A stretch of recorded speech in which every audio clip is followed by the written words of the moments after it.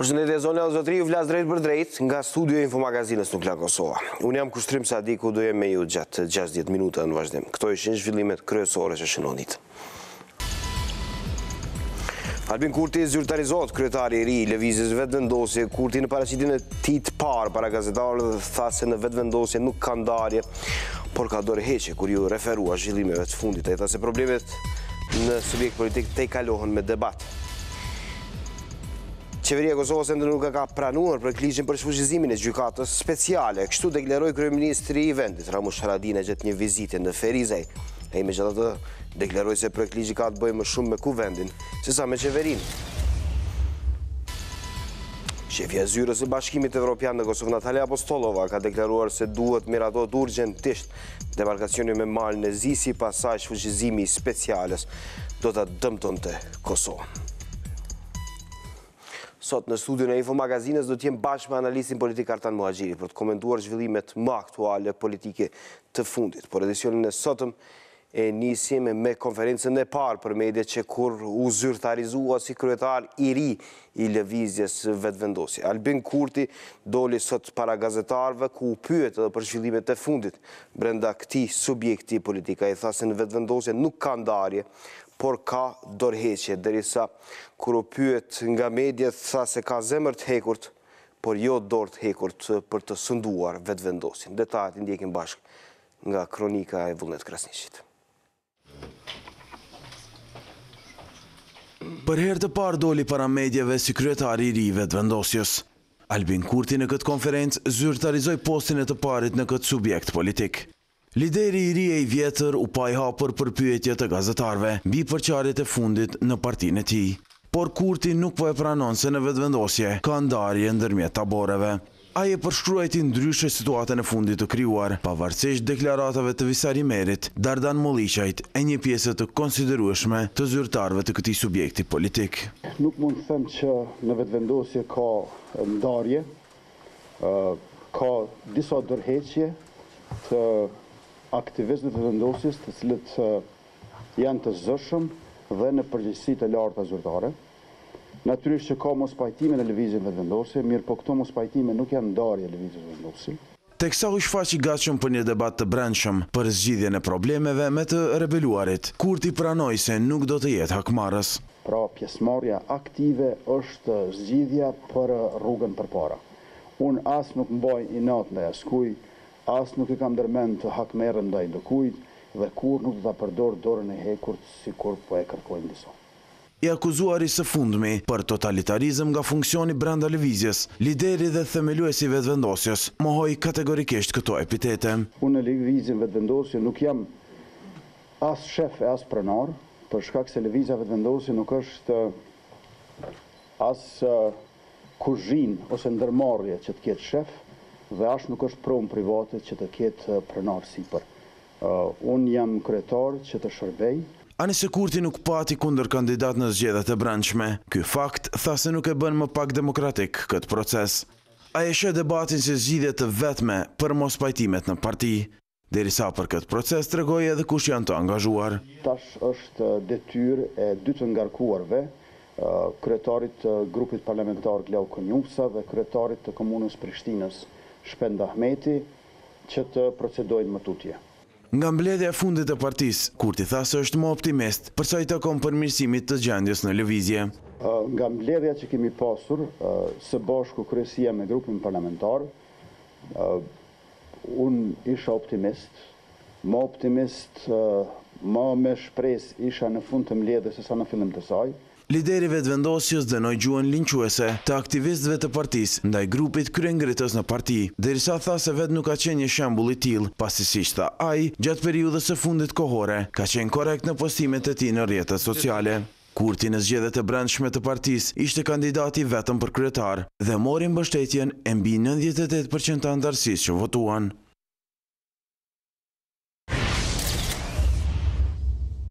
Nga ana tjetër, deputeti i lëvizjes vetëvendosje Fesnik Ismaili ka akuzuar partinë e tij për arrogancë, për mungesë të demokracisë e për mungesë të vetkritikës. Sipas Ismailit, zgjedhja e Kurtit është humbja më e madhe e lëvizjes së vetëvendosjes. Ai ka shtuar se rritja e vetëvendosjes në zgjedhjet e qershorit ka bërë që të rritet arroganca në këtë parti. E kjo sipas tij është një prej arsyeve që po i shtyn deputetët të dorëhiqen nga funksionet brenda lëvizjes. Duke folur për zgjedhjet e djeshme në vetëvendosje ku Albin Kurti u zgjodh kryetar me 98.8% të votave, Ismaili ka kritikuar aktivistët që po thirrën në demokraci, duke thënë që deri dje vendimet i ka marrë një grup i vogël i njerëzve. Nga ana tjetër, i ngarkuari për të ndërmjetësuar ndërmjet dy palës fraksionit dhe lëvizjes tjetër ose pjesës tjetër që mbështet Albin Kurtin, Shpend Ahmeti, kryetari i komunës së Prishtinës, nuk u mor me zhvillimet brenda lëvizjes vetëvendosje. Ai ka qenë në qeveri ku u takua me ministrin e mjedisit Albina Rashitej, ku folën për projekte të përbashkëta. Detajat i ndjekim bashkë. I pari komunës së Prishtinës, Shpend Ahmeti, erdhi për vizitë tek ministri i mjedisit dhe planifikimit hapësinor Albina Rashitej. Këta u dakorduan për disa çështje bashkëpunimi. Ndërto është edhe ajo borxhet prej 7 milion euro të cilën ministria ja ka kryer shtetit, e cila do të nisë të paguhet derisa komuna do të atërhesh padin ndaj këtij institucioni. Veç këtyre, Rashitej tha se ranë dakord edhe për trajtimin e ujrave të zeza. Janë dy projekte shumë të mëdha të cilat do të fillojnë këtë vit në mes ministrisë dhe komunës. Është trajtimi i ujrave të zeza, ndërtimi një impjanti në një projekt gjigant kapital që ka vlerën 86 milion euro, ku qeveria e Kosovës do të participon me 20 milion euro, kurse pjesa tjetër është një projekt me bashkëpunim me thesarin francez. Zgjidhja u premtua edhe për kolonat e gjata nëpër qytet. Kemi biseduar për ndërtimin e unazës së mbrëmshme, ku ne si ministri jemi zëtuar që do të punojmë për kushtim për shpronësimin e të gjitha tokave në interes të cilat do të përfshihen në këtë unazë. Punë do të bëhet edhe për ndotjen e ajrit. Ne të shohim në mënyrë të saktë, jo ta marrim vetëm pikën e ambasadës amerikane në Arbëri, por të shohim ministrinë dhe 6 pikat e tjera që i kemi edhe ne si komunë, por edhe ministria që bën matin e ajrit, dhe të shohim se në cilat lagje është më problematike dhe gjatë cile orare të ditës. Ahmeti me këtë rast bëri të ditur se si komunë po punojnë në ndërtimin e një strehimore për qend Ndacak për të eliminuar rreziqet për qytetarët e kryeqytetit.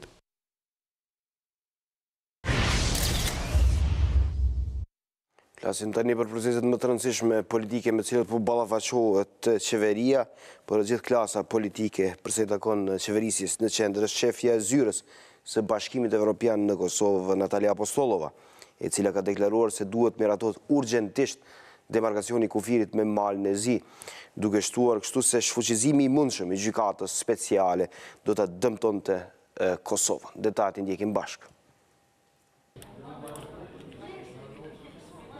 Qëllimi i këtij takimi ishte prezantimi i prioriteteve të presidencës bullgare të Këshillit të Bashkimit Evropian. Por shefja zyrës së BE-s në Kosovë, Natalia Apostolova, menjëherë ju drejtua liderëve shtetëror për çështje shumë të rëndësishme për qytetarët e vendit. Ajo kërkoi urgjentisht ratifikimin e marrëveshjes së demarkacionit me malin e zi.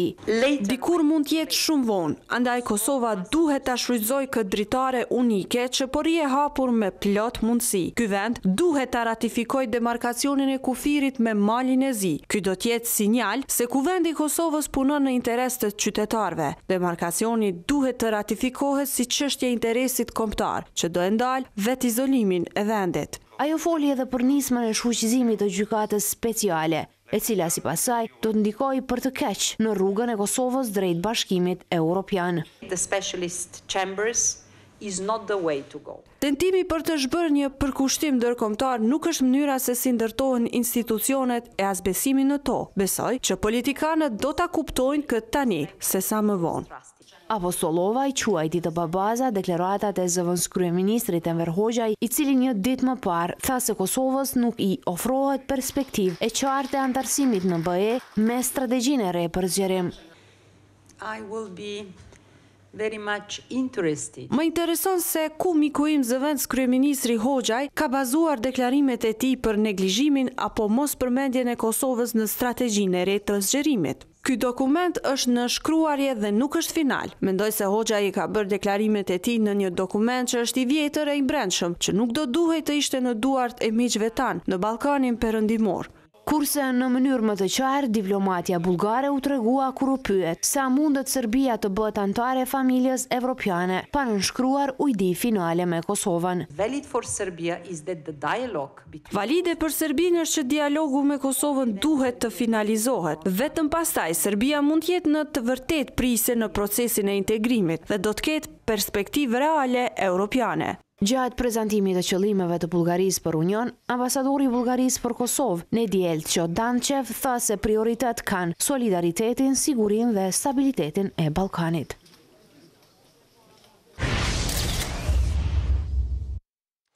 Për shfuqizimin e mundshëm të gjykatës speciale flasim edhe më tutje, për duket se qeveria e Kosovës dhe kuvendi nga ana tjetër po zhvillojnë një ping-pong në distancë për sa i takon përgjegjësisë për shfuqizimin e gjykatës speciale ose për ndryshimin e projekt ligjit. Ka qenë kryeministri i vendit, Ramush Haradinaj, i cili ka deklaruar se qeveria ende nuk ka pranuar projekt ligjin nga kuvendi, ndërkohë që ka insistuar se kjo është çështje më shumë e parlamentit se sa e qeverisë. Dhe këto komente Haradinaj i bëri gjatë vizitës që zhvilloi sot në Ferizaj, ku u takua me kryetarin e kësaj komune, Agim Aliu.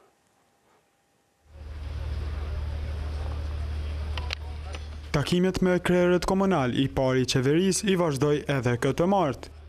Mirë po në Ferizaj u prit pak më ndryshe se në qytetet tjera. Posteparit të komunës që e pret jashtë objektit është edhe dikush që do të takoj të parin e ekzekutivit.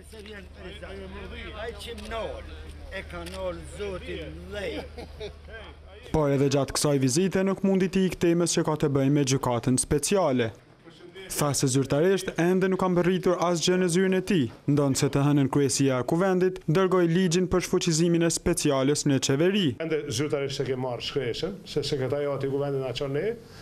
Ende se dim as për mbajtjen e kom lutë sot sekretarin tonë me shku me fol me sekretarin e kuvendit me marrë jo zyrtarisht me pa që na kanë çu. Pavarësisht kësaj, Haradinaj tha se vendimtar për këtë çështje është parlamenti. Kur vjen një kërkesë e tillë se ne po japshim mendim, atër disa ministri po japshin mendimin e vetë, bazun atë mendim, qeveria ja kalon mendimin parlamentit.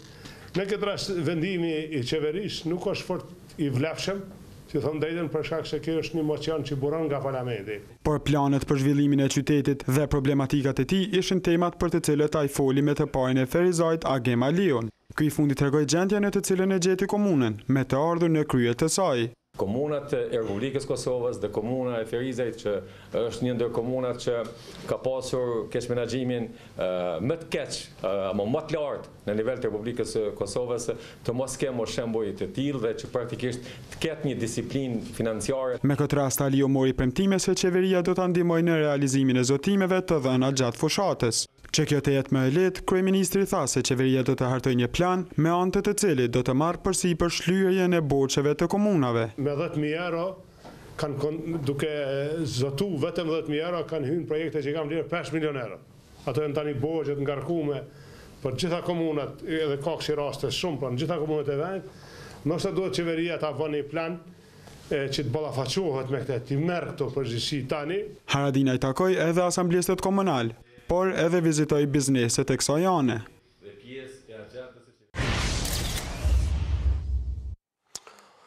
Për specialën ka folur edhe kryeministri i Shqipërisë Edi Rama. Ai në një intervistë për Report TV ka thënë se iniciativa për shfuqizimin e gjykatës speciale është një lëvizje orkestruar e zhvilluar në një terren paqartësie që ka krijuar konfuzion edhe tek partnerët. Rama ka shtuar se shteti i Kosovës u bë fal atyre që janë kundër zhbërjes së këtij legjislacioni, prandaj edhe duhet të marrë parasysh qëndrimet e tyre.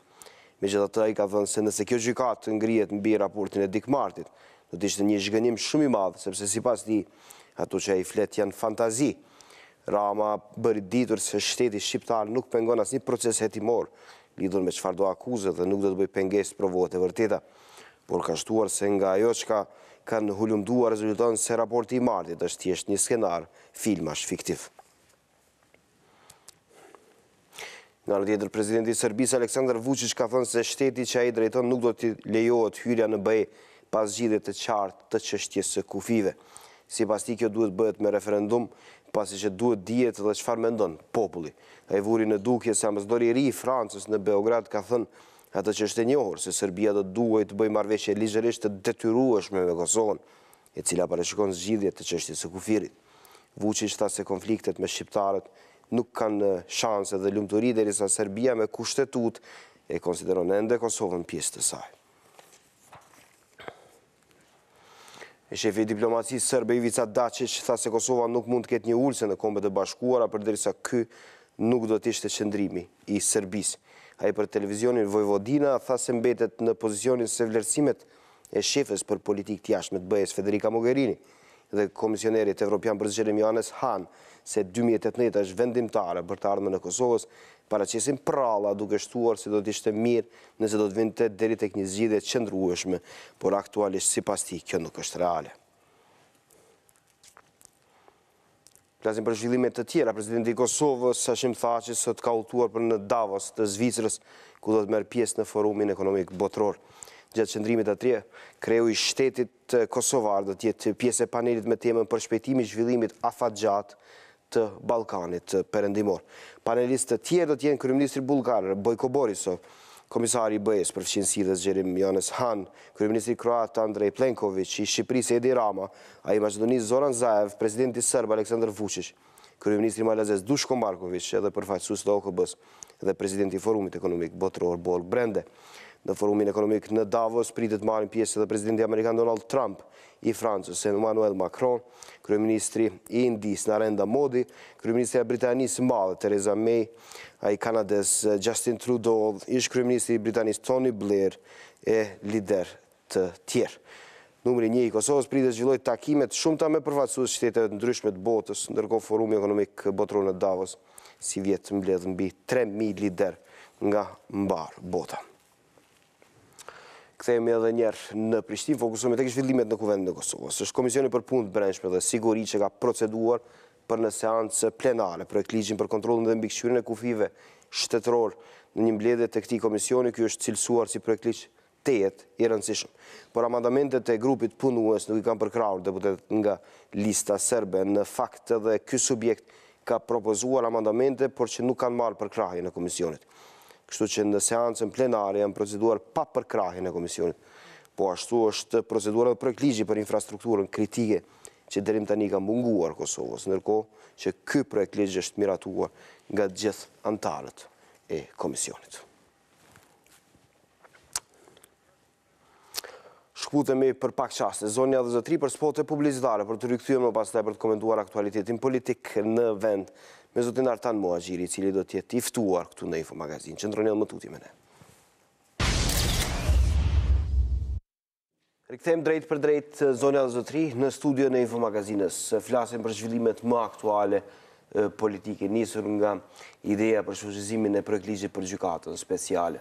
Natyrisht nga në këtë aspekt është edhe kërcënimi, po e quaj kështu direkt ndërkombëtar ndaj liderëve të Kosovës, nëse mund të bëhet një gjë e tillë, natyrisht për demarkacionin e kufirit me malin e zi si obligim tjetër ndërkombëtar për qeverisjen deri më tani, por edhe për zhvillimet brenda lëvizjes vetëvendosje pas zyrtarizimit të kryetarit të ri Albin Kurti, i cili sot pati paraqitjen e tij të parë mediatike para gazetarëve. Bashkë jam me zotin Artan Muhaxhiri, analistin politik në këtë pjesë dytë të Info Magazinës. Zotin Muhaxhiri, mirë se erdhët në studio. Më ri përshtypje deklarata e kryeministit të Kosovës, zotit Ramush Haradinaj, sot në Ferizaj, kur thotë se gjithçka është në dorë të kuvendit të Kosovës, pavarësisht se kuvendi i Kosovës pak ditë më parë, në fakt duket sikur e pati ose e çoi në drejtim të qeverisë për ta dërguar si projekt ligj të veçantë çështjen e shfuqizimit të gjykatës speciale. Duket një ping-pong nga distanca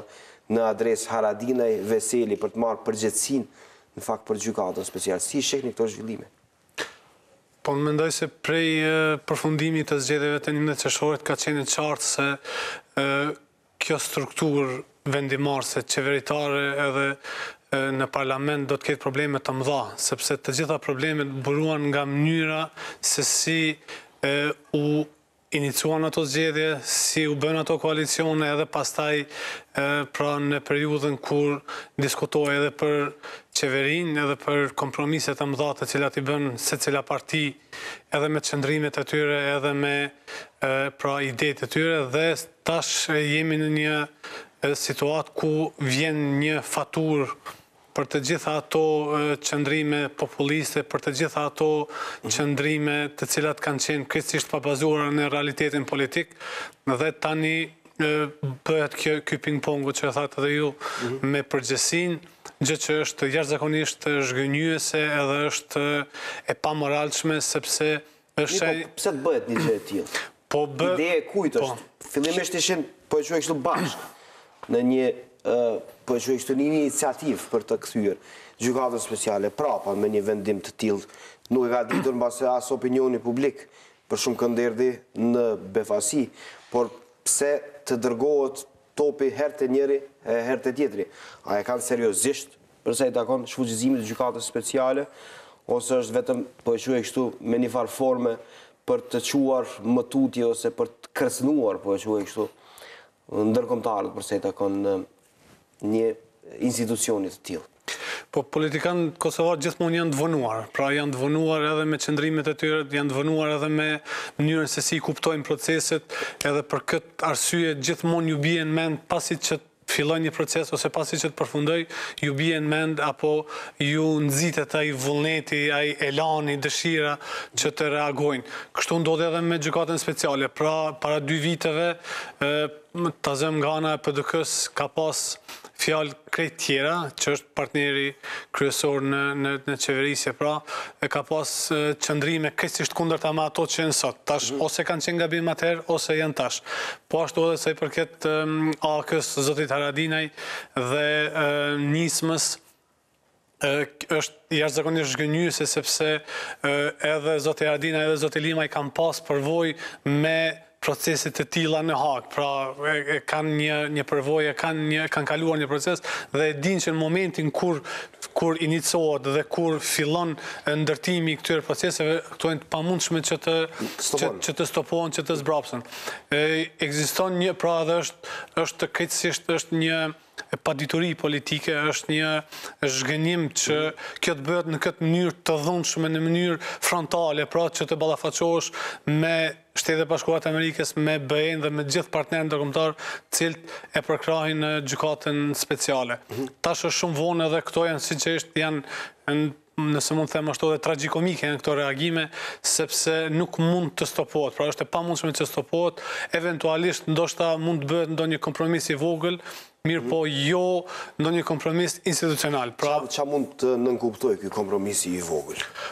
Sepse gjatë kësaj periudhe kohore është spekuluar shumë çka, që nga arrestimet e mundshme, që nga heqja e listave, gjithçka, pra është spekuluar asnjë formë, asnjë mënyrë nuk është konfirmuar nga ndokush se si do funksionoj. Të rikujtojmë se edhe presidenti i vendit zoti tha që kishte deklaruar se institucionet e Kosovës nuk kanë patur fare njohuri se çfarë ka bërë gjykata speciale ose deri ku ka mbritur gjykata speciale, por nuk ka pasur një kontakt. Po e vërtet mirë, po për këtë edhe zoti tha që edhe të gjithë ata që tash po flasin është dashur që me kohë të kuptojnë se e cila është ideja dhe si do të funksionojë gjykata speciale. Pra ata e kanë ditur, e kanë përkrahur dhe tani nuk kanë drejt morale që të thonë se duhet të ndryshohet, pra kur kanë qenë përkrahas pikërisht të asaj mënyre të funksionimit. Ne kemi ditë gjithë dhe kemi qenë kundër që ta zëm arkivi i gjykatës speciale të jetë në Holland, të mos jetë në Kosovë. Dhe kjo është e pakuptueshme.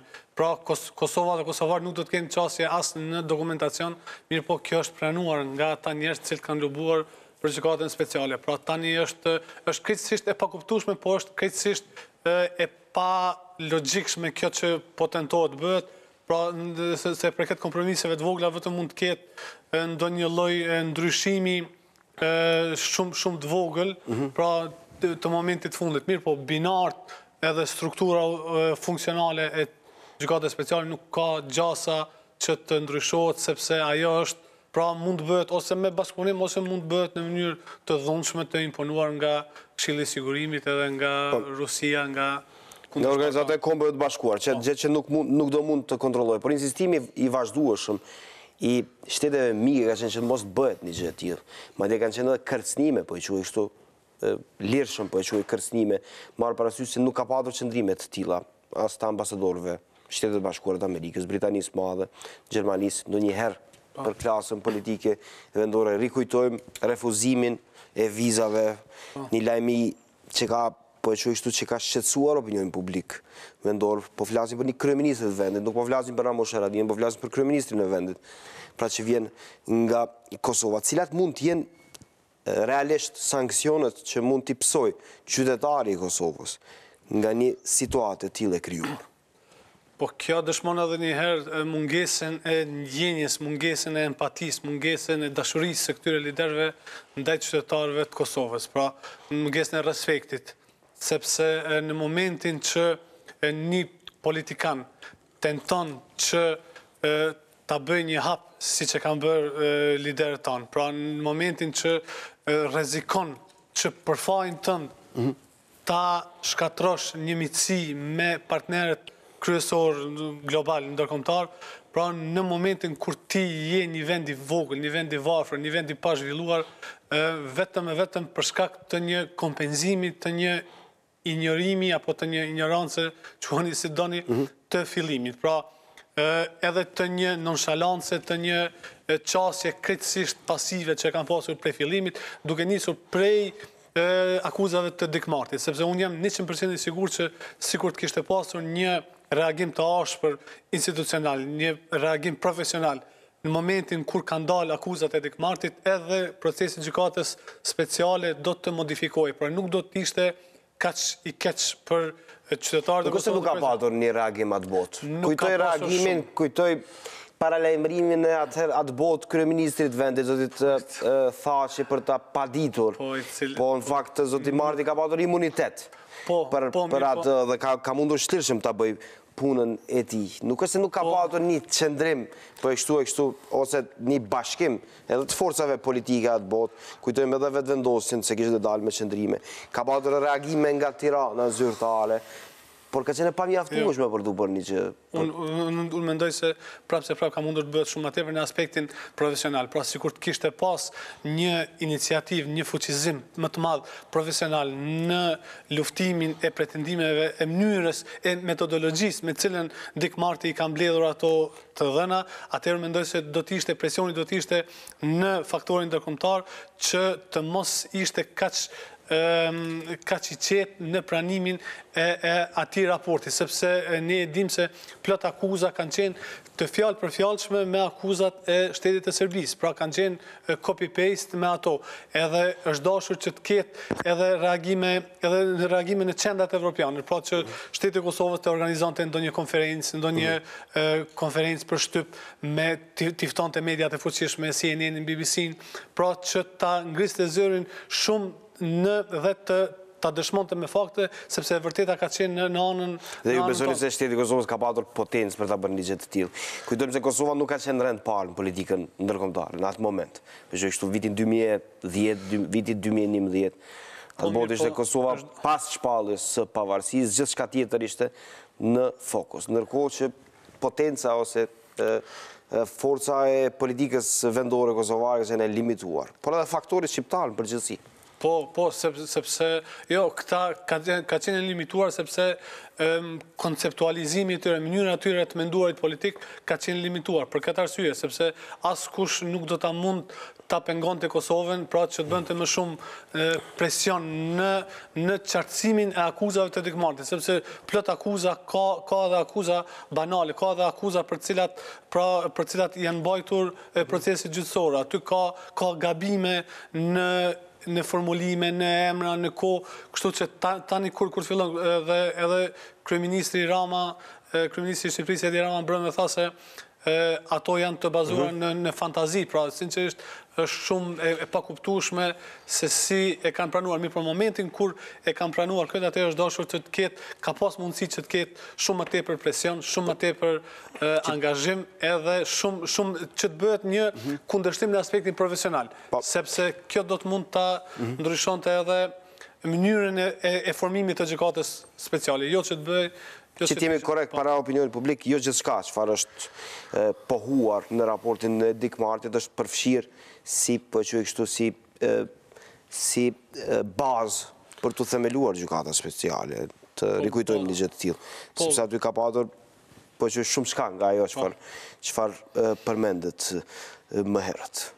Demarkacioni me Malin e Zi një obligim tjetër ndërkombëtar i klasës politike kosovare, për të cilën nuk ka gjetur zgjidhje për një kohë gjatë kohore, dhe duket se zgjidhja është larg, nuk shihet një dritë në fund të tunelit, bazuar në qëndrimet e deritanishme të kryeministrit, të zotit Veseli, të zotit Lima, e cilat janë të kundërta, pavarësisht që bëjnë pjesë me një koalicion qeveritare. Kemi Lidhjen Demokratike të Kosovës që ka insistuar se ka një qëndrim të përbashkët, të paktën në këtë përbërje parlamentare, edhe pse asnjëherë nuk është konfirmuar një gjë e tillë dhe vetëvendosjen që është kundër. Ajo çfarë është konfirmuar nga dy palët, pozitë e opozitë, është se mungojnë numrat. Por ajo çfarë dihet dhe shihet qartë, zoti Muhaxhiri, është insistimi, po e quaj kështu edhe i sotëm i zonës Apostollova, insistimi për të kapërcyer me çështjen e demarkacionit, për ta ratifikuar në Kuvendin e Kosovës. Çfarë po ndodh në këtë pikë? Po kushtrim ne edhe këtu në studion tuaj kemi biseduar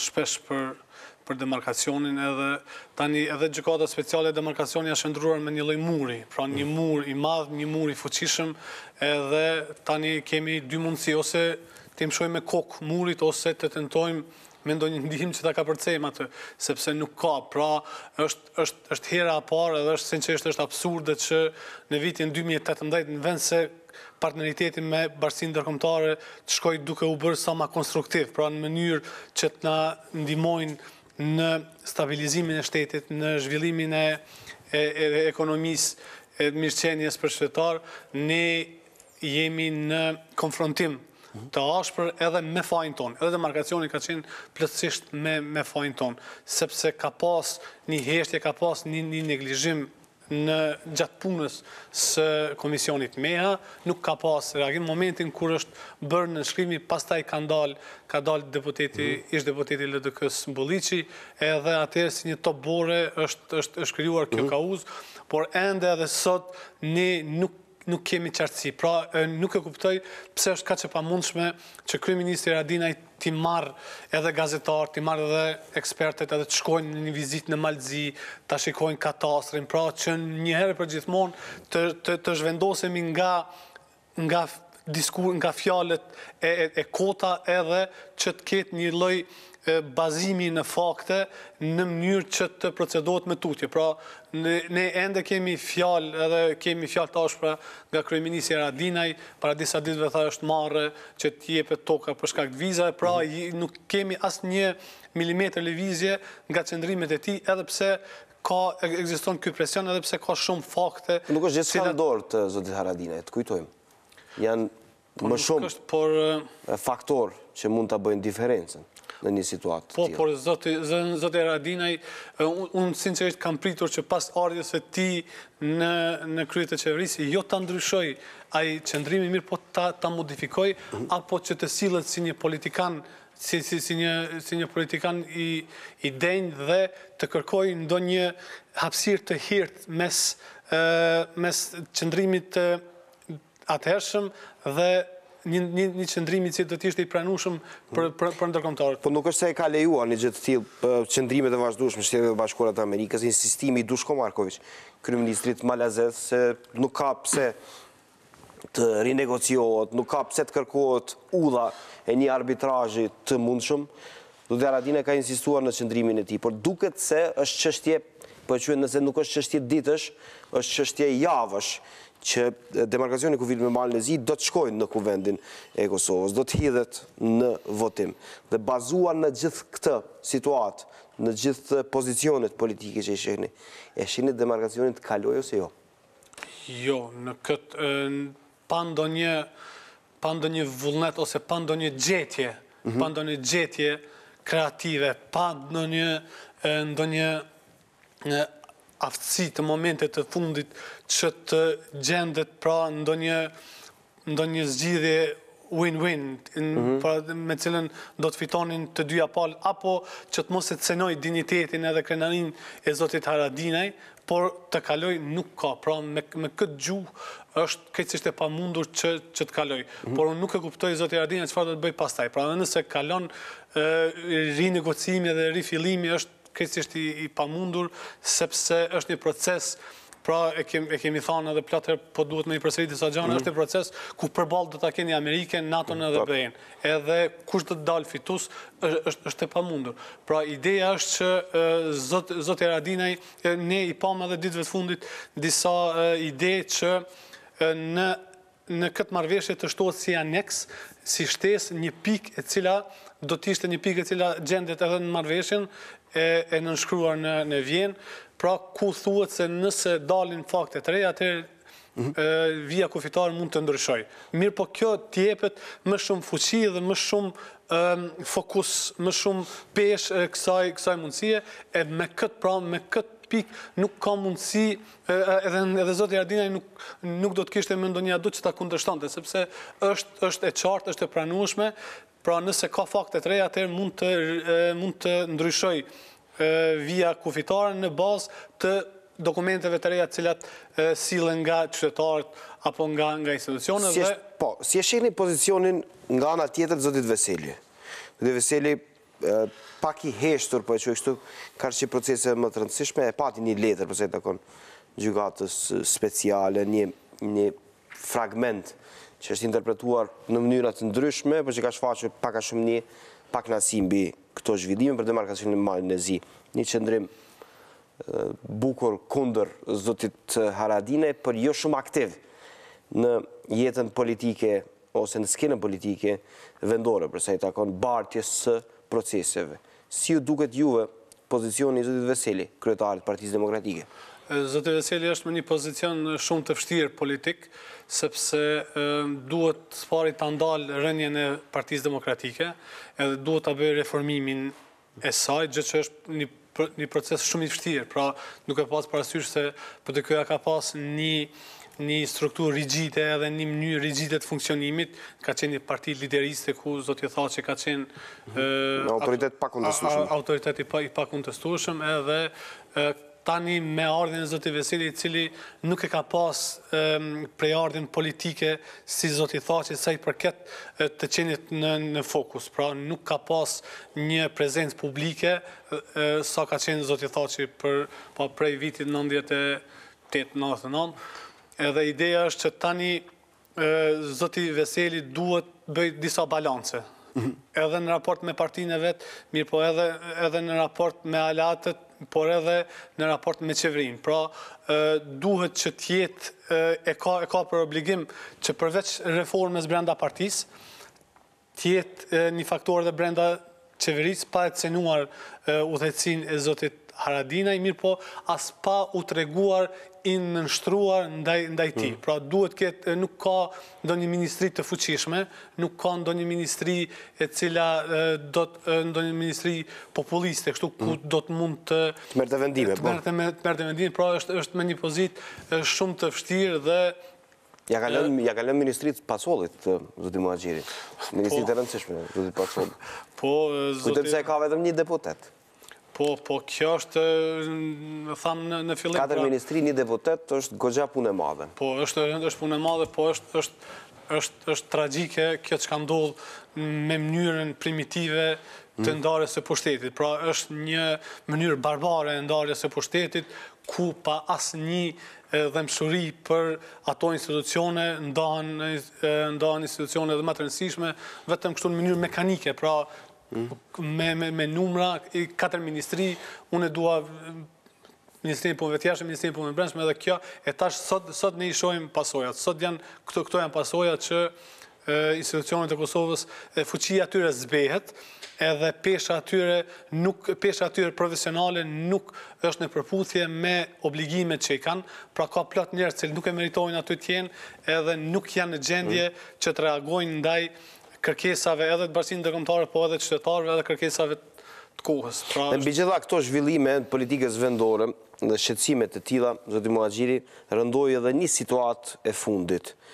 Një vrasje në verit Kosovës, vrasja e liderit sërb të Kosovës, zotit Oliver Ivanović, tashmë i ndjerë, një situatë që shkaktoi një turbulencë të madhe, po e quaj kështu, sidomos tek qytetarët në veri të Mitrovicës. Pasoi një vizitë e zotit Vučić, nga ana tjetër kishte deklarime të vazhdueshme të zyrtarëve kosovar, se kjo është një çështje e brendshme e Kosovës dhe se duhet të hetohet. Si e shihni impaktin e një vrasje të tillë, një vrasje ose një zhvillim shumë të rëndë që ndodhi në verit Mitrovicës?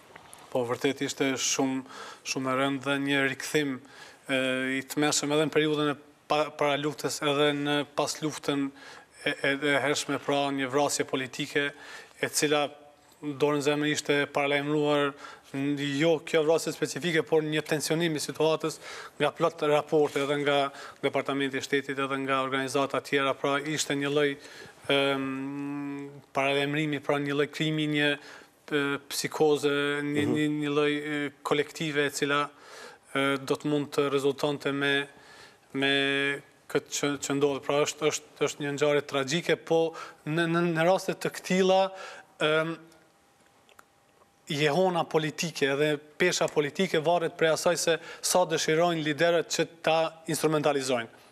Pra nëse sigur Serbia do të donte ta instrumentalizonte, ta përdorte për qëllime politike, atëherë ajo me siguri se do të cilem ndryshe, mirë po... A se bëri këtë? Jo, nuk e bëri. Zoti Vučić kishte një fjalor shumë të kujdesshëm, çuditërisht, pra gjatë vizitës së tij në Mitrovicë, edhe e pranoi se në këtë pjesë të territorit fuqia politike dhe policisë nuk është në duart e tij, pra e pranoi është tek grupet jo formale, për cilat është quajtur nga shumë kush është mafioze, duke përmendur edhe emrat e përveçshëm. Po ka qenë pjesa opozitare, zotit Vučić, që ka kërkuar sqarime të mëtutjeshme, zoti Muhaxhiri, madje ka rikujtuar situatat e viteve 1900, po e që kështë në fund 80-ave, ose 90-at gjatë eliminimeve politike të mundshme, dhe është shënjestruar jo pak herë, po e që kështu, sistemi zotit Vučić, se ka mundur të qëndroj prapa një zhvillimit të tillë. Po kjo është tani...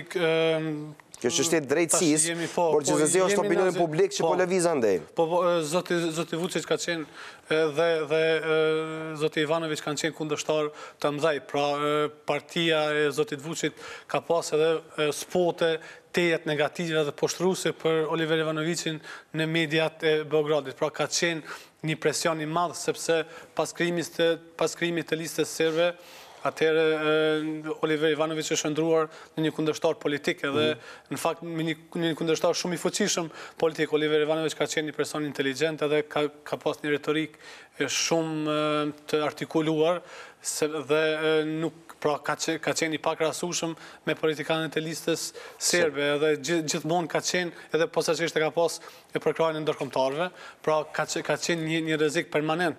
Edhe nëse shikojmë politikisht atëherë, më shumë të i ka konvenuar zotit Vučić dhe listës serbe, pra që ai të mos jetë në aktiv, mos jetë në skenën politike. Por në aspektin afatgjat, kjo do të jetë shumë e dëmshme për vetë pakicën serbe, për vetë politikën serbe në Kosovë, sepse më mirë se sa Oliver Ivanović interesa atyre, nuk besoj se mund t'i... Dhe frika i është futur në palës, që të atyre qytetarëve nga jo çfarë kanë parë. Si mund të ndikoj një situatë të tillë në dialog ndërmjet Kosovës dhe Serbisë?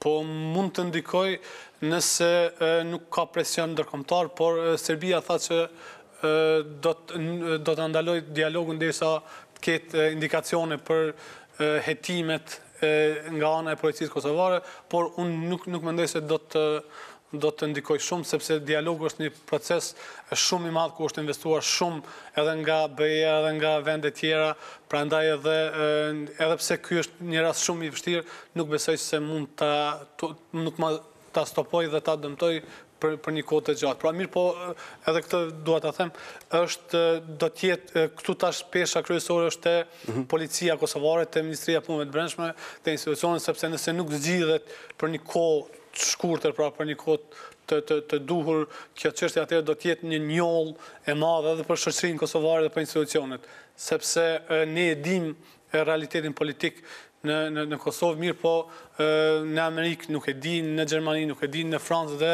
tani ky rast i vrasjes do të përfshihet në të gjitha raportet e ardhshme si një cenim i lirisë së lëvizjes, si një cenim i jetës së pakicës, edhe do të kontekstualizohet, do të transformohet në mënyrat ndryshme, varet si konvenojnë njërit ose tjetrit.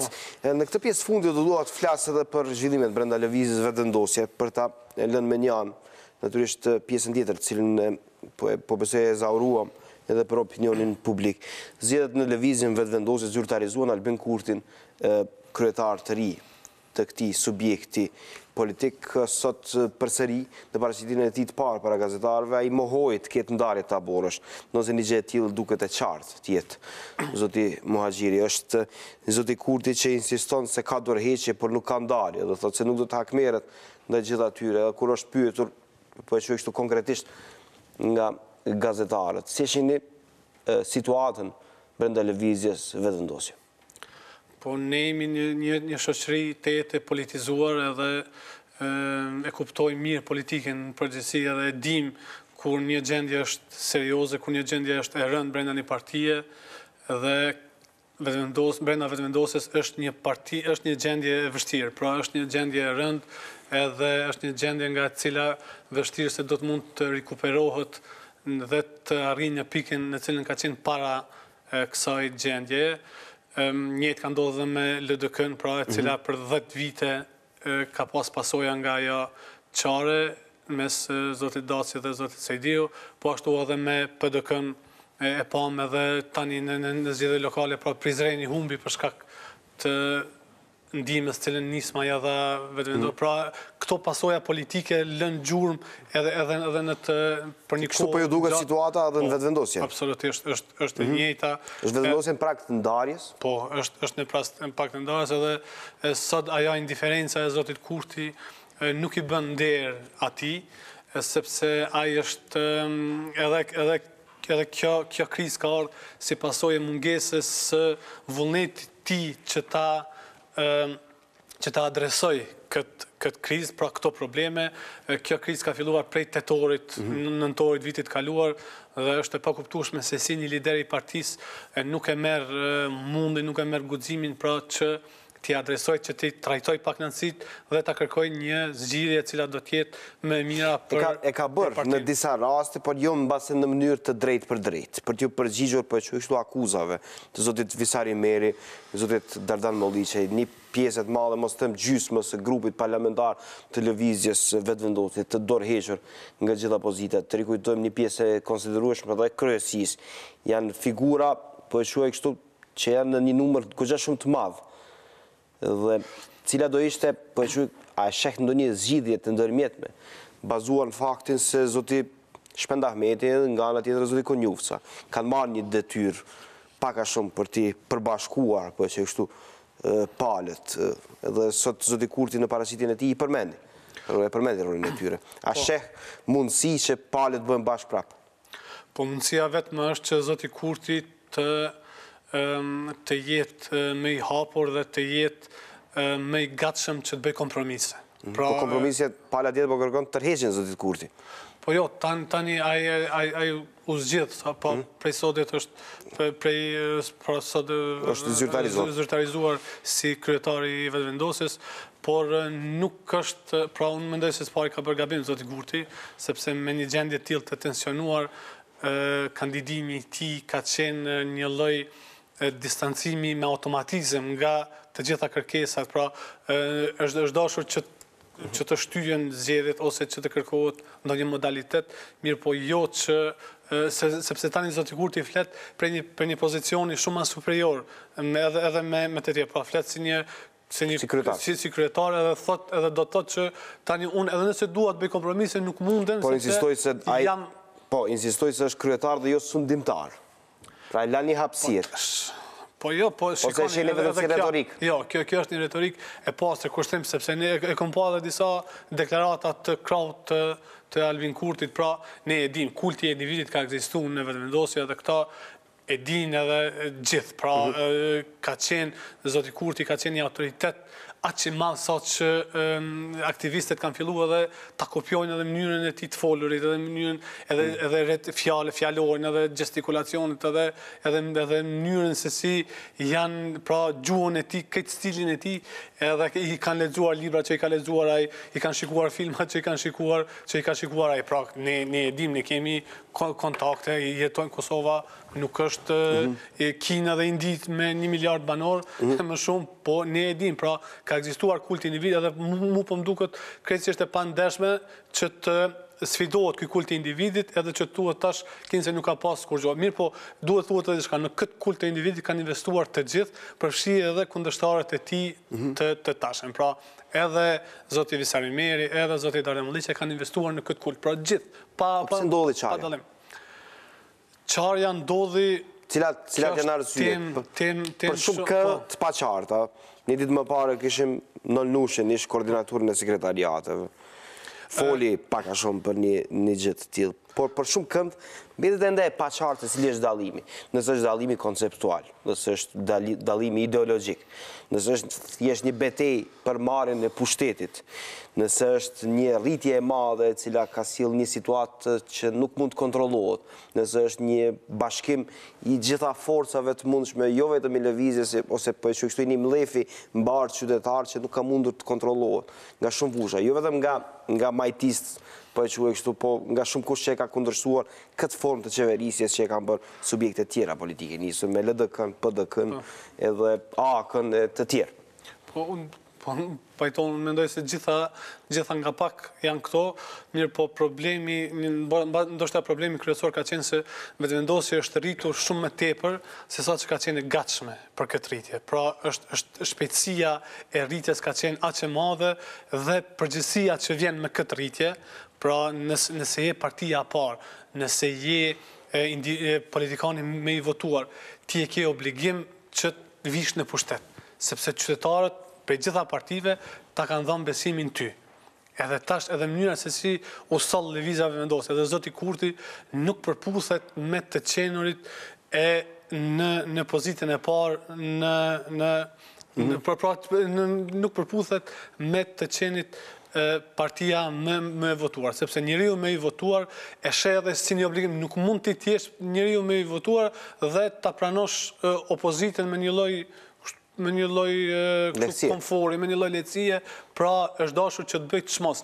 Në momentin kur zoti Kurti dhe vetëvendosja nuk bën çmos që të vinë në pushtet, pra edhe me kompromise domosdoshme, sepse nuk ka parti në botë, parti që udhëheq me ndonjë vend e cila nuk bën kompromise. Pra kjo është e pa mirë, po problemi është se këto edhe ndarja fillimi, pra tendenca ndoshta e zotit Kurti që ta stopoj këtë moderimin, sepse vetëvendosja u rrit në momentin kur fillojnë një lloj moderimi, kur filluan pra figurat e cilat nuk ishin më të identifikuara me Bashkimin Kombëtar, nuk ishin të identifikuara me një lloj rrënje të LPK-s edhe të partive tjera, pra ishte një lloj i ndryshimit dhe kjo si edhe mbase zoti Kurti është friksuar se me këtë mënyrë të zhvillimit të vetëvendosjes, pesha politike zotit Kurti do të zbehej, do të zvoglohej dhe ai... Mirë, në 30 sekundë që në fundit jemi, si mund të ndikojnë vota kjo ndarje e lëvizjes vetëvendosje? Ju thoni se është gati gjithçka që të danë, po që kështu në dy subjekte politike. Kjo ndarje do të ndikojë shumë në elektorat. Vetëvendosja nuk ka gjasa teorike që ta ketë as rezultatin e përafërt me atë në zgjedhjet e ardhshme qendrore, pra nuk ka as gjasa teorike që ta ketë rezultatin e përafërt me atë të 11 qershori dhe do të ketë rënje të madhe në vota, sepse vetëvendosja ka humbur me këtë përçarje, e ka humbur një lloj imazhi, një